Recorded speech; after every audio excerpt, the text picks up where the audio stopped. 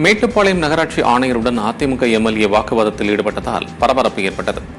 கோவை மாவட்டம் மேட்டுப்பாளையம் சட்டமன்ற உறுப்பினராக இருக்கும் அதிமுகவை சேர்ந்த செல்வராஜ் என்பவர் 20 மற்றும் 30வது வார்டுகளில் கழிவுநீர் கால்வாய், கான்கிரீட் சாலை அமைத்து தர வேண்டும் என நகராட்சி ஆணையரிடம் எழுத்துப்பூர்வமாக கோரிக்கை வைத்திருந்தார்.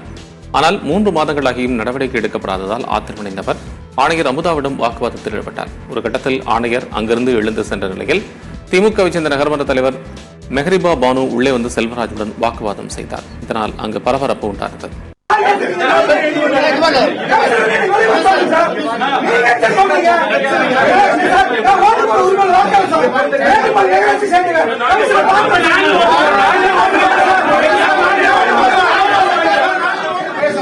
நீங்க கான்ஃபரன்ஸ் மீட்டிங் நடக்குன்னு சொன்னீங்க. எங்க கவுன்சிலர் உள்ள மக்கள் எப்படி பண்ணி ஓட்டுறீங்க?